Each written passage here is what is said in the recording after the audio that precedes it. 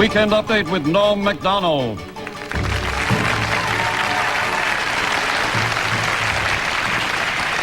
Thank you. I'm Norm MacDonald, and now the fake news. Christy Brinkley told reporters this week that her marriage to Billy Joel was over long before their divorce. The key moment, she said, came when she realized that she was Christy Brinkley and that she was married to Billy Joel. In late June 2020, Norm MacDonald, the stand-up comedian best known for his years manning the Weekend Update desk for SNL, called his longtime producing partner and next-door neighbor, Lori Jo Hoekstra, and blurted, "Lo Joe, I want to shoot it tonight." The two had worked together for more than 2 decades, and there was a comfortable shorthand between them, so Lori knew exactly what he was talking about, responding simply, "Oh boy," before getting to work on preparations to shoot a comedy special for Netflix. This was no small feat. After all, this was the height of the global COVID lockdown, and the entertainment industry was still trying to figure out just how to function and produce content in a work-from-home world.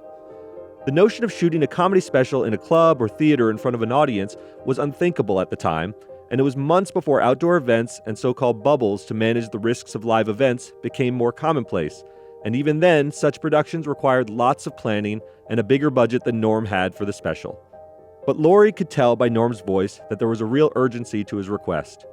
Although he could be impulsive at times, his legendary gambling addiction once cost him $400,000, and he readily admitted to squandering his fortune 3 separate times in his life, Norm took his stand-up career and legacy very seriously.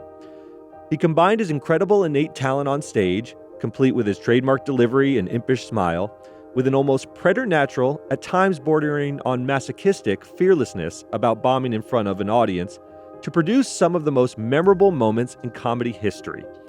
She knew his call meant he was ready with the material, and they needed to move quickly. The timing was critical. Lori was one of a small handful of people, including close family members and his agent, who knew about Norm MacDonald's big secret. He was battling cancer. In 2013, Norm had been diagnosed with multiple myeloma, a blood cancer that is rarely noticed early on, but causes bone pain, anemia, kidney dysfunction, and inhibits the body's ability to fight infections. He chose to wage the battle out of the public eye, fearing it would affect the way he was perceived. Like all comedians, Norm depended on the audience's mood staying light and jovial, which he believed was essential to them enjoying his irreverent brand of comedy. He didn't want to be pitied or have the audience thinking about his health struggles during a set.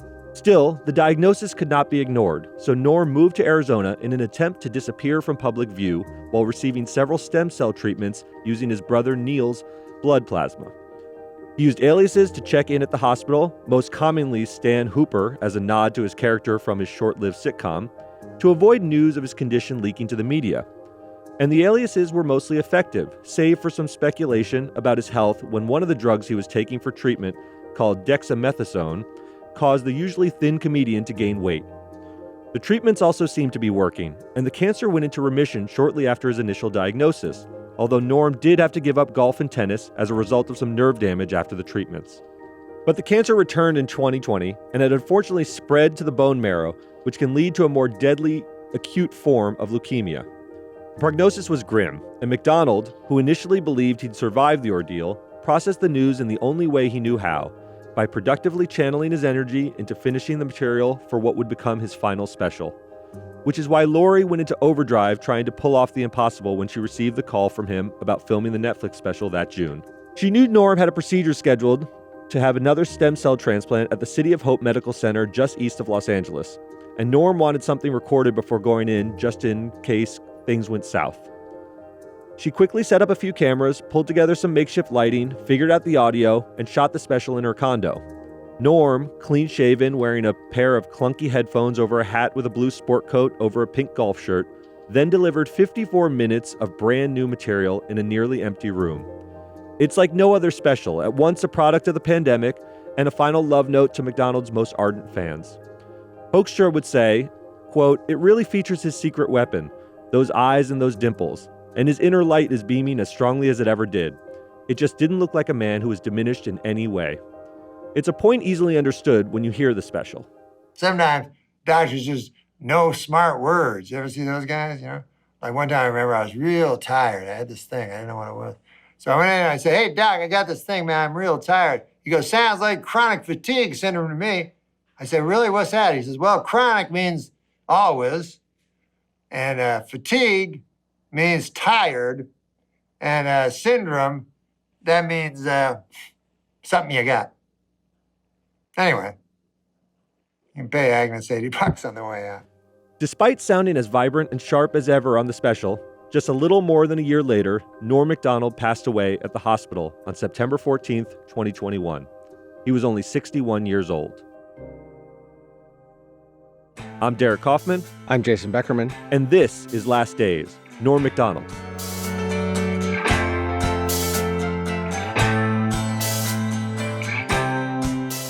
After recording this special, Norm's health status briefly turned for the better, and the comedian was able to put on some weight and gain some strength. Of course, he poured all of his restored energy into his work. He banged out a rough screenplay for a movie adaptation of his critically acclaimed comic novel called Based on a True Story, a memoir. He started booking stand-up gigs again, although the pandemic lockdown continued to frustrate his efforts to find live audiences and venues. Still, he planned to return to one of his old favorite clubs, Caroline's on Broadway, in November 2021. He even booked a few private gigs. Colin Quinn would later say, quote, "He booked a gig with me in August to do some casinos, and we texted each other. I would have loved to have just filmed him and just interviewed him, and not about anything personal, because he didn't like that. When you watch little segments with him, he's just one of those guys you want to hear talk." But in July 2021, about a year after filming the Netflix special, Macdonald returned to the hospital for what was supposed to be just another outpatient round of chemotherapy. He would never leave. Due to the pandemic, doctors wanted him to stay overnight, and Macdonald developed an infection. His condition made ordinary infections much more serious because his immune system was seriously compromised by the blood cancer. He would go on to spend the last 6 weeks of his life at the City of Hope Hospital. According to Hoekstra, Norm didn't talk much of dying and seemed to believe he'd recover and continue working. In late July, he even recorded a voiceover for Seth MacFarlane's show The Orville while in the hospital, using a private room and turning off beeping monitors and hospital intercoms so nobody could tell where he was zooming in from. And just a month before he passed, he told Hoekstra he wanted to watch the special he recorded. So she brought the footage to the hospital, where he watched from his bed and even gave her notes. And then he was gone. The news struck many of his closest friends as surreal. He'd done such an incredible job of keeping everyone in the dark about his health struggles that nobody was prepared for the loss. As with the shock from Bob Saget's sudden death just a few months later, the outpouring of grief from the close-knit community of stand-ups and SNL alums showed the impact of his decision to wage the battle privately. You know, Jason, when someone announces a battle with cancer, it really gives everyone a chance to confront the prospect of the loss before it actually happens. You know, Norm was absolutely right that it would change the way people interacted with him and perceive him as a person, but it's not entirely clear to me that it's a good thing that he kept it private. You know, he certainly didn't want to be pitied, and he depended on those good vibes, and that's why he decided to wage this in the private fashion he did for the good of his comedy. But that deeply personal decision to keep it a secret does come with a cost of never getting to fully see and hear how much people love you. Nobody gets to hear their own eulogy. Yeah, Norm's an interesting guy, right? Norm's a different guy. He's not wired like most people, even among the sort of weird set of comedians. Comedians are an interesting sort of people to begin with. Norm was an outlier in that he was more sort of idiosyncratic. He was more private. He was his type of comedy was so soft and deadpan that he was just a different guy altogether. And so, yes, he was odd. I he didn't agree. wear the neuroses like many comedians do sort of publicly. Yes. He was odd. He missed out, as you said, on a lot of those sort of well wishes from people in his dying days and frankly in the years before he died. But that's, I think, as Colin Quinn said, that's the kind of guy he was. He just didn't, it made him very uncomfortable when people got inside, and he didn't like to have that happen, which is why so few people knew about the diagnosis. It's absolutely right. And he wasn't a man without close friends. I mean, Conan O'Brien and Andy Richter were very close with Norm Macdonald. They had him on their show countless times. They talk endlessly about loving to book him because it always made for a very funny show. And they touched on this idea of his decision to keep it private just a couple days after Norm's death. I've had this gnawing regret this last day and a half, and it's reading all this praise for Norm, which again I believe is completely justified and will endure. And it's been a regret that he didn't get to experience this. You know, he took so much flack in his career. He took so much shit. And yes, he knew that he had fans, but I wish, you know, it's a common wish for people, but I wish he had been able to read the stuff that's being written about him. I wish he knew how beloved he is, and also how in awe comedians are of what he did and what he meant, and how you know, how important he was to the people who are probably the most important people in the world to him. Yeah. Everyone, but especially comedians, were effusive in their praise for Norm Macdonald. As cliche as it sounds, Jason, he was truly the definition of a comedian's comedian. He didn't traffic in simple humor or low-hanging fruit. You know, Jim Carrey tweeted after his death, quote, "My dear friend Norm Macdonald passed after a brave 10-year battle. He was one of our most precious gems, an honest and courageous comedy genius. I love him." Seth Meyers, late-night host and himself a veteran of the Weekend Update desk, shared a fitting tribute to one of his comedy icons, retelling his favorite Norm joke from the famed Update chair. I always think about this. I wrote it down because I wanted to make sure I got it right. This is my favorite Weekend Update joke of all time that I think about often. It is a perfect Norm joke. The richest girl in the world, billionaire Athena Onassis, celebrated her 10th birthday this week. What's it like to be the richest girl in the world? Well, to give you some idea, at the party, they had 2 cakes. Even his comedy targets, Jason, like Senator Bob Dole, who Norm hilariously portrayed as a third-person talking monotone old man on SNL during the 1996 presidential campaign, had this to say. He said, quote, "Norm was a great talent, and I love laughing with him on SNL. Bob Dole will miss Norm Macdonald," which I thought was such a fitting tribute. Norm Macdonald portraying Bob Dole as always speaking in the third person about himself. It was brilliant. You know, Bob Dole was in on the joke, and that's how Norm did the impression. He wasn't sort of just mocking him, and Bob Dole knew that. So you and I both like comedy, but you're really into it. You love comedy specials. You watch them all. You told me that Norm Macdonald was a comedian's comedian. He was one of the most beloved guys within that circle of comic geniuses, all the SNL guys, the Saggets of the world, all those guys of similar age. He was the one that they may have revered more than anyone else. I think that's right. I mean, any conversation about Norm Macdonald is going to turn reverential at some point because he does stand in sort of the Mount Rushmore. Idiosyncratically, he's my favorite comedian. I always sort of cite him as my favorite stand-up of all time. But for all comedians, he's widely respected. And anecdotally, you know, we've had this email address that people can send in ideas for about who they want to hear us talk about. Nobody's been referenced more often than Norm Macdonald. It's been, a dozen or so people have written in saying Norm Macdonald, Norm Macdonald. We finally got around to it, and I think we see why. He was so beloved. Again, so idiosyncratic, so different, but everybody finds him really, really funny and interesting. That's exactly right. Any conversation about Norm Macdonald has to start with stand-up comedy, even if his cultural cachet extended beyond the relatively insular world of dimly lit, smoke-filled comedy clubs into the realm of sketch comedy with SNL. Hollywood movies like Dirty Work, and even popular fast food institutions like KFC, it all started with stand-up. He started off performing in his native Canada, taking gigs at various comedy clubs in Ottawa, and regularly appearing at a place called Yuck Yucks by the mid-'80s. He honed his dry style of observational comedy during these early years and eventually hit the stage on Star Search in 1990.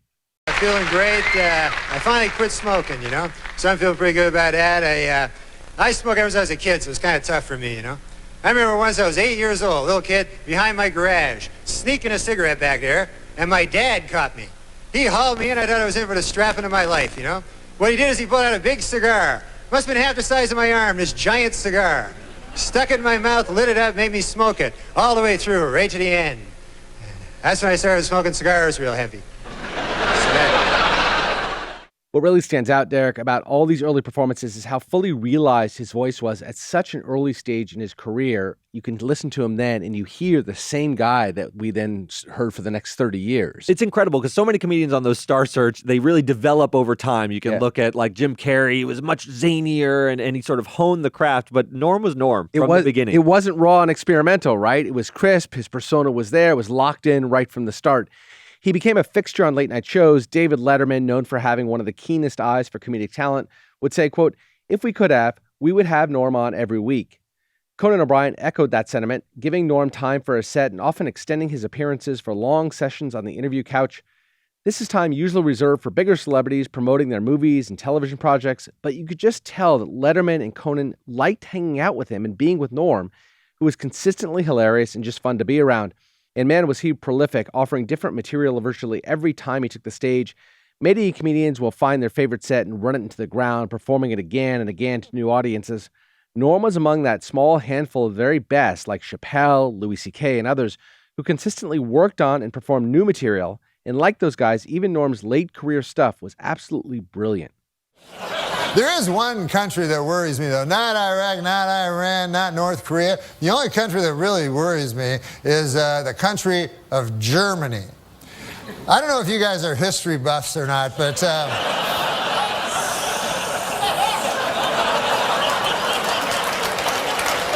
in the early part of the previous century, Germany decided to go to war. And who did they go to war with?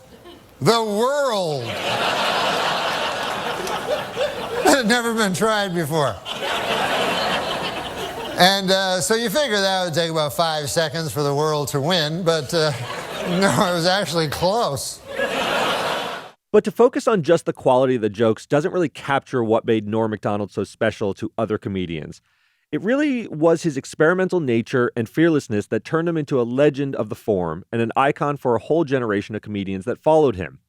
But those words, experimental and fearless, are thrown around a lot in comedy.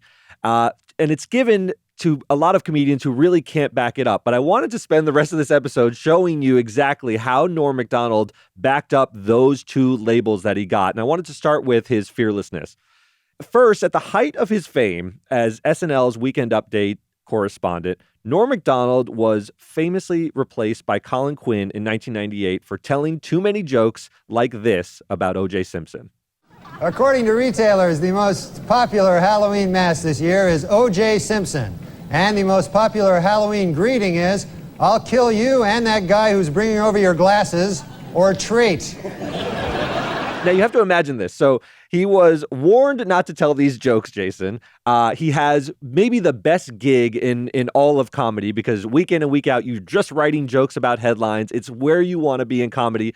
And you also get paid a lot of money compared to most comedians who struggle through. He's getting paid a fortune on SNL for 20 minutes a night. 20 minutes, 10 minutes a night. Maybe. Yeah. And he just wanted to do these jokes. He felt they were very funny. They were very topical. And he didn't want to be dissuaded from doing so. You can see the compilations on YouTube if you're ever curious. The story went that Don Ohlmeyer, president of NBC's West Coast division, had Macdonald removed because he was good friends with OJ and was sick of Macdonald calling him a murderer week in and week out. Ohlmeyer always denied these rumors. He claimed Macdonald was removed for declining ratings and a drop-off in quality, but Norm never bought it and thought Ohlmeyer used his power to get revenge on him for many, many years, even pulling ads from his movies and hurting his chances at booking future projects. Norm would later soften a bit. He conceded that his version of Weekend Update, which many fans consider the best version, wasn't audience-pleasing, saying he saw Ohlmeyer's point, because why would you want some dude who's not trying to please the audience? His writing partner, Jim Downey, would echo this later in interviews, saying Norm would often take jokes that bombed during dress rehearsal and do them on the live show anyway because he believed in them and not caring if the audience found them funny or not. Still, the Ohlmeyer episode bolstered Macdonald in comedy circles as a guy who was willing to put his comedic principles ahead of his career prospects. Another great example of that fearlessness, Norm would follow up his SNL incident with an appearance as a host of the ESPY Awards in 1998 that instantly became the stuff of comedy legend. At the time, the awards were only 6 years old, and it was considered a somewhat tame event with inoffensive jokes. Coddled athletes with big egos can be a little bit thin-skinned, so the choice to have Norm MC the event was a risk. The point was to celebrate amazing feats and accomplishments in sports in a glossy award show, sort of like the Oscars for athletes. Norm, still dealing with the OJ fallout from SNL, blew that all up with his monologue, telling a series of jokes that left the athletes' jaws on the floor, including this one. Yeah, he'll be having sex with the ESPYs in about 12 years, so... I was a little late here tonight. I took the cab to the theater, folks. And I don't know if you've ever been in these New York City cabs, but I got one of those cabbies, couldn't speak English, you know. Saw his name there on the dash. I couldn't even pronounce it. I think it was something like Hideki Arabu. Something like that. Jason, have you ever seen the clip? I mean, it's got all the greats from that era. You've got Ken Griffey Jr.'s jaws just dropping as he is just slaying. It's one of the funniest clips that exists on the internet. In this time, we've become far more irreverent. We don't sort of have the same principled homage that we pay to celebs. And so now these things like the Ricky Gervais of the world, right. You know, it's okay to go on and just tear celebs to shreds. They're richer and more famous and more talented than we all are. So it's okay to make fun of him. But at the time, he was breaking new ground, and there were a lot of athletes who did not like it. They had never been taken to task to their faces like this. That you got to go watch the video. It's really fantastic. In typical Norm fashion, he leaned into the controversy over the OJ jokes, further cementing his status as the most courageous big-name comic on the scene. And now I want to shift to talking about his experimental nature, because there's a lot of comedians who are okay with pushing the envelope and are called fearless, but he also sort of changed the form of comedy in a lot of meaningful ways.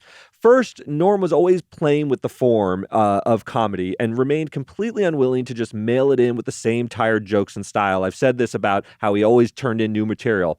And in some ways, he seemed more tickled by bombing on stage than getting laughs. His performance at the 2008 Comedy Central roast of Bob Saget is probably the best example of this.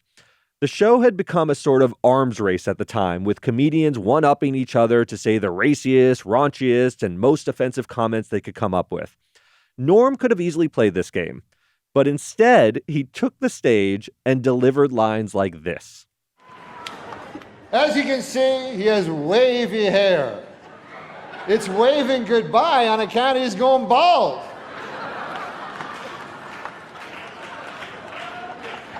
No, I think that Bob should join the Ku Klux Klan. And that's not because he's racist. He's not racist. It's just that he'd look a lot better with a hood over his head on account of his face. So, Jason, rather than provide more of the same and just get as raunchy as possible and say nasty things about B. Arthur, I mean, the roasts are very funny. I don't want to take anything away from what Jeff Ross has done with the roast. They're incredible. Apparently, they're a lot of fun to watch. B. Arthur, though. Some of the best jokes are at B. Drive-by at B. Arthur. But instead of doing this, he just blew up the entire form. He delivered a slew of wholesome dad jokes and avuncular one-liners to a smattering of sort of confused looks, polite chuckles. It was so out of place that it seemed oddly aggressive in its own way and has become one of his most legendary moments of experimental comedy. And second, and I'd be remiss if I didn't bring this up, and perhaps his most successful experiment was Norm's version of a joke called The Moth. Look, it's too long to play here and needs to be heard in its entirety, but here's a snippet. A moth goes into a podiatrist's office. A moth goes into a podiatrist's office. Right? You are correct. A moth goes into a podiatrist's office, and the podiatrist's office says, "What's the problem?" And the moth says, "What's the problem? Where do I begin, man?" He goes, "I go to work for Gregory Olinovich, and all day long I work." Honestly, Doc, I don't even know what I'm doing anymore. I don't even know if Gregory Olinovich knows. He only knows that he has power over me, and that seems to bring him happiness. The story behind it was that Norm needed to fill an entire segment after a commercial break, but had nothing further prepared for Conan that night. So he stretched a 20-second joke he heard from Colin Quinn and turned it into a 7-minute tour de force, complete with a Chekhov play reference with sadness and Russian character names. And in the process, he blew up the whole concept of brevity being the soul of wit. The only thing that matters is the journey of the joke, because the punchline of The Moth is completely hokey. And it's just absolutely brilliant. And it's probably the biggest example of why he stands out to me as the greatest comedian of all time. Although his devotion to the craft of comedy was sincere, Norm wasn't some fussy artist completely removed from the real world. He certainly enjoyed some of the trappings of success, including high-stakes gambling and celebrity golf games. He also enjoyed his fair share of commercial success, starring in the cult comedy classic Dirty Work in 1998, making a couple of attempts at becoming a sitcom star with The Norm Show and A Minute with Stan Hooper, and even scored a memorable spot as an KFC pitchman. Here are some slides for my research trip down to Nashville. Now, here I am at the airport. Here I am trying classic Nashville hot chicken with its spicy, smoky flavor. Here I am thinking, man, this would be great with my crispy hand-prepared chicken. Here I am writing down the recipe. And here I am with KFC's new Nashville hot chicken, straight from Nashville for a limited time only. But none of it seemed to matter as much to Norm as his devotion to telling jokes. His last significant effort was a podcast called Norm Macdonald Live with his sidekick Adam Egett. It wasn't a huge success, but the project was a great showcase of Norm and his element. He would tell offbeat jokes, talk to guests that interested him like David Letterman and country star Billy Joel Shaver, and seemed to relish just being himself and laughing with a buddy. In his interview with Letterman, he even got briefly philosophical talking about death, but even did that in a characteristically Norm way. You've been thinking about your mortality a lot lately? Or? Well, yeah, I mean, you turn 70 and it's you can't run from it. Ah, fuck, I was hoping you could. When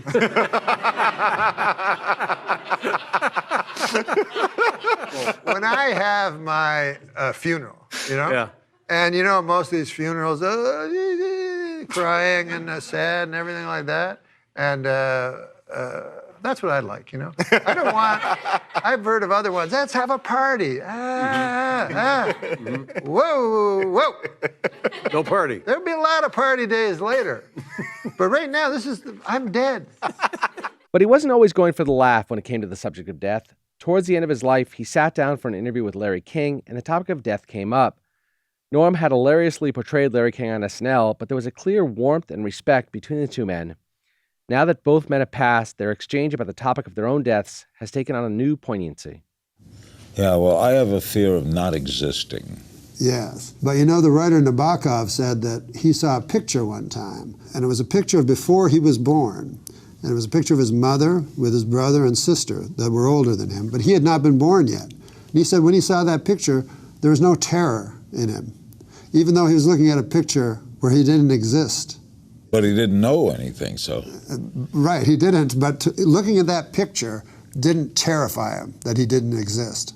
So he said, it won't terrify me afterwards. Because I won't know. Yeah, because but you won't die. But the knowing that I won't know. No, that's what right. drives me. Yeah, of course, I know I won't know, so... Yeah. No, if you were a dog or a cat... Here we go. They got it all figured out. Well, Martin Short said, when you slept last night, you could have been dead, right? Mm-hmm. So if you didn't wake up this morning, how would you know? Jason, as I've mentioned before, this episode's very personal to me because Norm Macdonald is without a doubt my favorite stand-up comedian of all time, as I said. It's not even really that close. I don't think putting him on a Mount Rushmore of my other favorites even makes much sense because my personal comedy mountain would be just his face with that impish little smirk. I think Conan said it best when he said, selfishly, I don't feel badly for Norm. I feel badly for all of us. And because he's so singular and inimitable, in my estimation, I didn't think it would make any sense to close this episode with someone else's voice talking about Norm. I just wanted to end with Norm at his best, talking about the craft of comedy with another comedian, Mark Maron, and describing what, to him, would make for the ever-elusive perfect joke. Like on Update, I was always saying, I always thought, I said the perfect joke would be if the punchline and the setup were almost identical. Yeah. And then I was saying, can we ever get a joke like that? That would be the coolest. And then we actually did get one joke that was pretty close to that, not perfect, but it was Lyle Lovett and Julia Roberts are getting a divorce, and you know, people close to the couple say the reason is because he's Lyle Lovett and she's Julia Roberts. So it was pretty close. You know, the setup and the punchline were pretty close to each other. I was happy with that one. That was the grail? Yeah, that was the grail.